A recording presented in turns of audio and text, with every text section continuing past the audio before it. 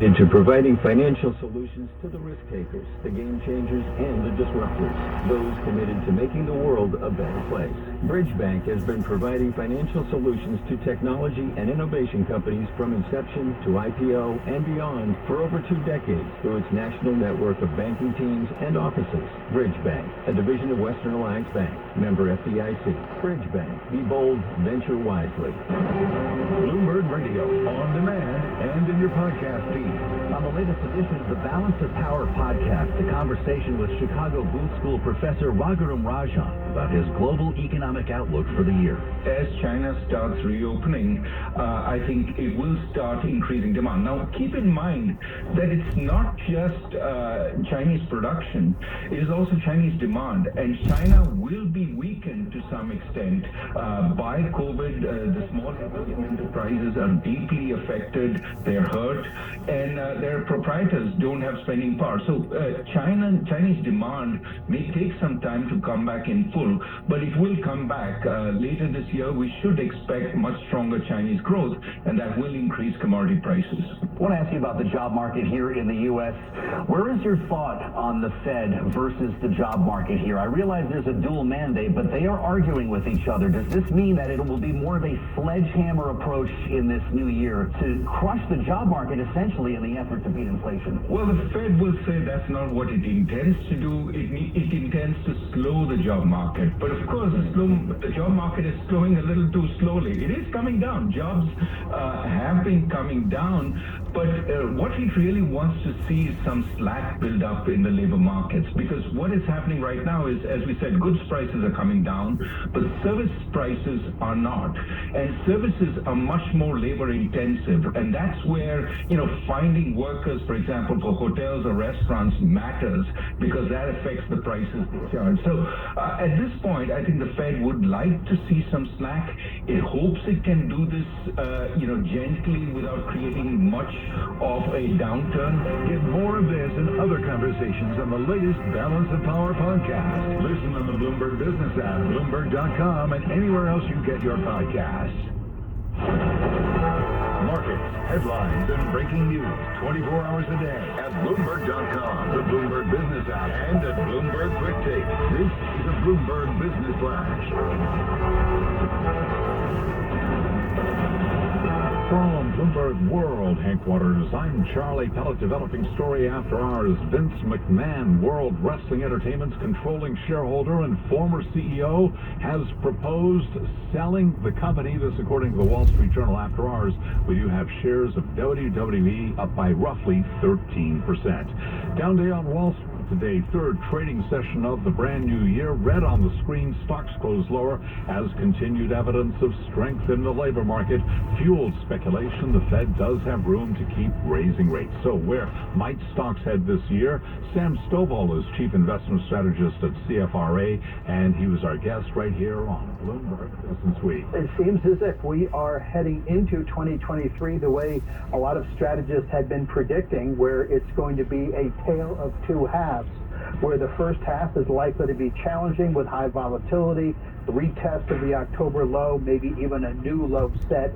But then investors look across the valley and we start to see a recovery in the second half. Indeed, valley for stocks today with the S&P down 44, down 1.2%. The Dow dropped 339, lower today by 1%. Nasdaq down 153, lower by 1.5%. 10-year yield ahead of the jobs report, 3.71%. The 2-year, 4.45%. Spot gold, 1833 the ounce, down 1.1%. West Texas Intermediate crude rallied 1.4% today, 73.89 a barrel.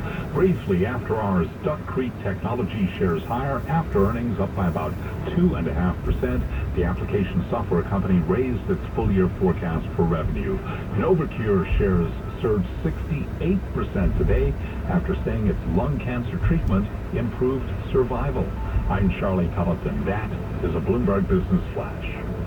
All right, Charlie, thank you so much. You are listening to Bloomberg Business Week. Charles Master along with Tim Stanovec.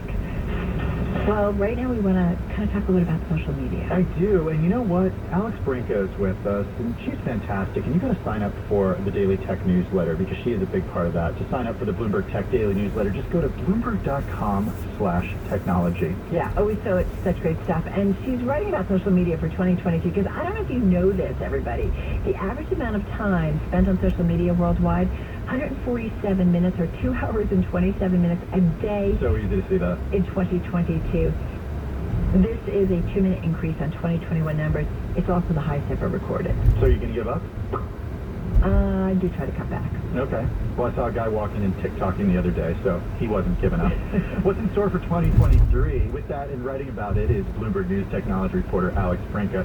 She joins us via Zoom in our LA bureau. I don't know, Alex. You have to ask her, how much time do you spend on social media? That's a personal question, Carol, and she has to do it for work. I track it. I take a peek, and I'll tell y'all it's part of my job. So it may or may not be over that 2.5-hour mark that you put there, but I make a good excuse because it's my job to be on social every day. I buy that excuse, and we love having you on the program, Alex. So here's my question, though. Where are people spending it on social media versus Instagram, traditional Facebook, TikTok, Snap? What do we know about the data?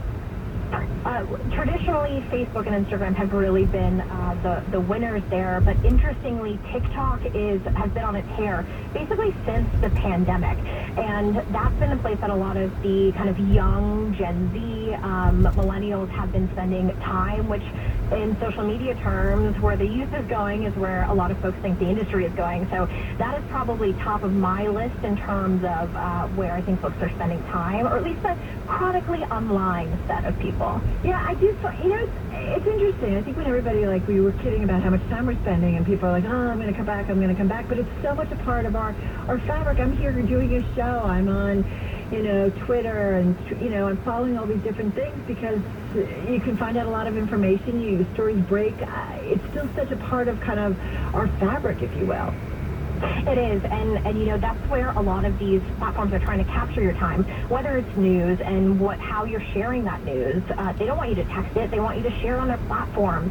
Or if it's sharing your photos of your time with friends over the holiday, that is where a lot of us continue to spend our lives. So I think just the power and influence that these platforms have cannot be understated, which is why we're so excited to make some calls on what we should be watching into 2023 in the newsletter this week. Okay, number one, if there's one story we spent probably the most time talking about last year was Elon Musk and Twitter. What are you predicting over at Bloomberg Technology for what happens to Musk's platform? I mean, you said it's Musk's platform. He has said he's looking for somebody to kind of fill a CEO role, to oversee some of the parts of the business. So who is that kind of, is it a right-hand person? Is it a left-hand person? I feel like you never know with Elon Musk. Who is going to fill that role? That's one of the big questions we have. And you also remember Musk has this big $13 billion debt with some bills coming due early in the year. So when I'm looking at Twitter and when I'm looking at what we are caring about to start the year, particularly from a health of the business perspective, those are probably the top two things on our list. All right. Do we talk about Trump's Facebook account? No. Let's talk about it. Is he going to come back? He might. We're 2 days out, right? It's January 5th. We're 2 days out from the end of his initial ban. Facebook is under kind of no obligation to bring him back. He's been brought back to Twitter. We really haven't seen him be active there yet. So if they're looking at other platforms, it seems like the risk is pretty low. But we are 2 days away, so we do expect that Meta will have to make a decision as to whether or not he'll return to Facebook. And if he does return, look, we see the Republicans getting pretty loud this week with all those votes going on in the House. You can only imagine that he might have some things to say, and Facebook was one of his favorite platforms to do so. But would he even go back? Because he's allowed back on Twitter. He doesn't tweet. He has Truth Social. He has other places that he's sharing his messages now that he seems to have kind of more of a vested interest in. But when it comes to audience, Facebook's got 3 billion people, so that is probably a pretty nice lure for somebody who really enjoys having an audience, and a big one at that. Yeah, it does. Like, part of me just says it's going to be hard for him to resist, but who knows? We live in strange times. Cue a song by The Clash, Should I Stay or Should I Go? What's going to go on with TikTok? So we were talking about TikTok. We were talking about how many users are on TikTok. Worldwide, it's over 1 billion. In the U.S., folks love it, but the U.S. government seems to not. TikTok has been almost 3 years into a national security review by an agency called CFIUS that looks at national security threats. And this question's been on the table of, is TikTok and their ownership by a Chinese company called ByteDance, is that a threat to national security? Now, it seemed like last fall they were getting closer to a deal that would allow them to stay here, but some big things happened in the months to end 2022, including a memo that went out saying that some employees internally actually accessed the private IP data, user data on some users, including some journalists who cover the company, and that's a really bad look. TikTok has been kind of going down to D.C. trying to assure that national security review, trying to assure Congress that they are keeping U.S. users' data safe. They basically said, trust us. We're putting in what they call access controls. But this news that broke December, I think it was 22nd, right before the end of the year, really is a bad look. And as soon as, this year kind of gets rolling, Congress has gotten really impatient. This national security review is happening under the Biden administration.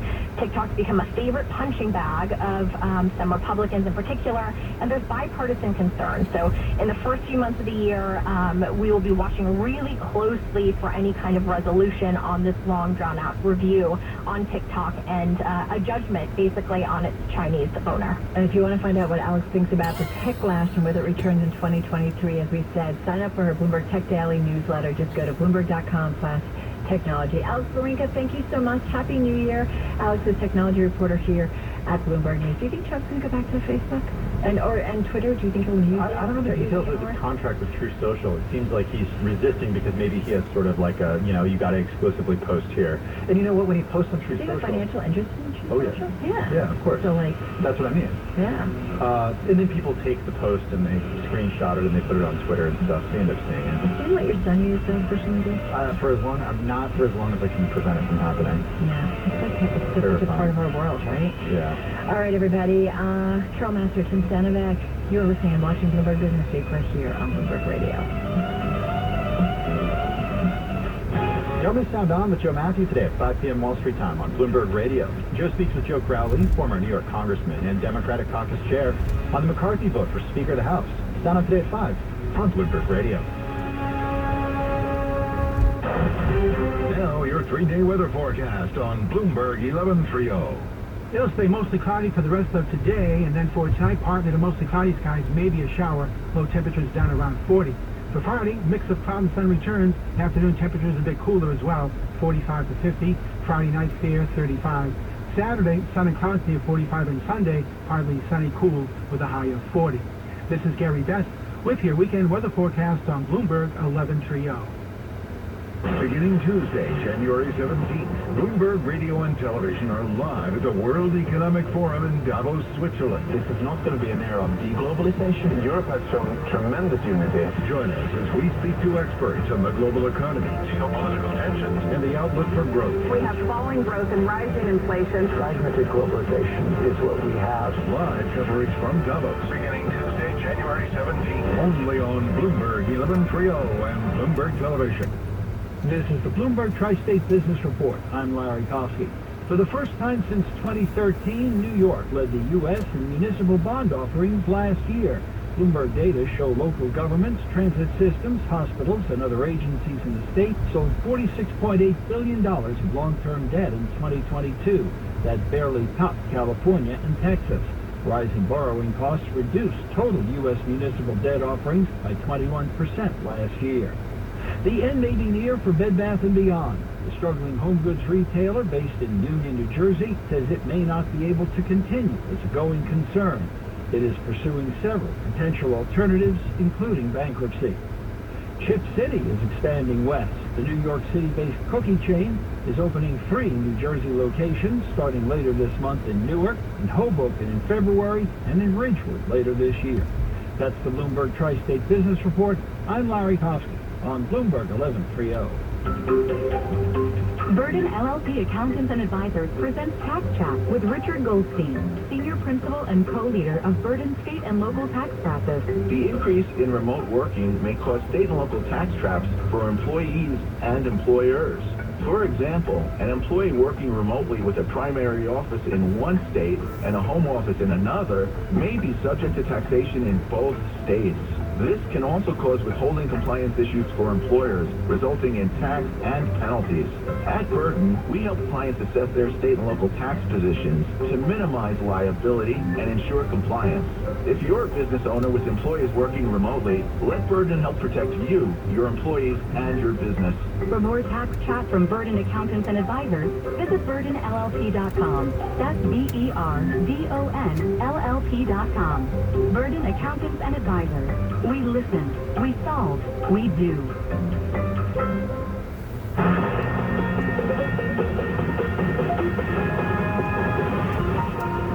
It is 4:53 on Wall Street. I'm Charlie Pellet with a look at today's company headlines. Costco's reporting total comparable sales for December that beat the average analyst estimate. Total sales up 5.5%. Estimates were for a gain of 5%. Vince McMahon, World Wrestling Entertainment's controlling shareholder and a former CEO, has proposed putting himself and 2 other former executives on the board of the company. We've got shares of WWE surging after hours. Amazon laying off more than 18,000 employees, biggest reduction in its history, and the latest sign that the tech industry slump is deepening. Tom Forte is senior research analyst at D.A. Davidson. He says big companies just had too many people. So you got a very tight job market, especially in the tech